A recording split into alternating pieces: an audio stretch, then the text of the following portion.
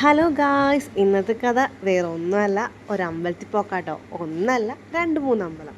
അപ്പോൾ നമ്മൾ കൊണ്ടുപോകുന്ന ആരാന്നറിയണ്ടേ? വേറെ ആരെയല്ല, നമ്മുടെ സ്വന്തം KSRTC. എല്ലാവർക്കും അറിയാമല്ലോ ഇപ്പോൾ KSRTC ട്രിപ്പ് പോകുന്ന കാര്യങ്ങൾ. അപ്പം അങ്ങനെ ഞങ്ങളും പോയി. ആദ്യം നമ്മൾ ചെന്നത് ഏറ്റുമാനൂരപ്പനെ കാണാം കേട്ടോ.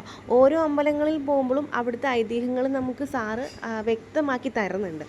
ആദ്യമേ ഏറ്റുമാനൂരപ്പനെ കണ്ട് തൊഴുത് അതിനുശേഷം നമ്മൾ മള്ളിയൂരാണ് പോയത്. മള്ളിയൂർ ശ്രീ ഗണപതി ക്ഷേത്രത്തിലാട്ടോ ഞാൻ ആദ്യമായിട്ടാണ് പോകുന്നത്.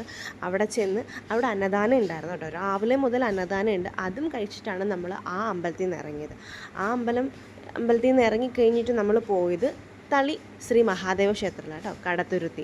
അവിടെയും ഞാൻ ആദ്യമായിട്ടാണ് പോകുന്നത്. അവിടെയും ചെന്ന് തൊഴുത് അത് കഴിഞ്ഞ് നമ്മൾ പോയത് വൈക്കത്തപ്പനെ കാണാനാട്ടോ. വൈക്കത്തും ചെന്ന് തൊഴുത് അത്യാവശ്യം തിരക്കുണ്ടായിരുന്നു, ഇപ്പോൾ സീസൺ ടൈം അല്ലേ.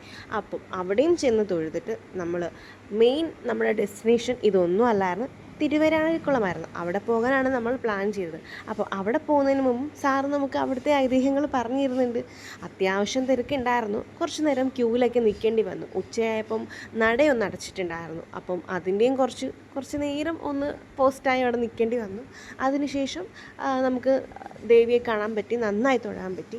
പിന്നെ തൊഴുതിറങ്ങി കുറച്ച് നേരം അവിടുത്തെ കടകളൊക്കെ ഒന്ന് കയറി അത്യാവശ്യം വേണ്ട കാര്യങ്ങളൊക്കെ വാങ്ങി. അവിടെ തന്നെ അന്നദാനം ഉണ്ടായിരുന്നു. അന്നദാനം കഴിച്ചിട്ടാണ് നമ്മൾ ഇറങ്ങിക്കഴിഞ്ഞ് നമ്മളൊരു 4:30 ആയപ്പോൾ നമ്മൾ ബസ് സ്റ്റാർട്ട് ചെയ്തു. പിന്നെ വൈബ് അടിച്ചുപൊളി. അപ്പം ഇന്നത്തെ കഥ ഇത്രയേ ഉള്ളൂ. അടുത്ത കഥ വരെ ബായ്.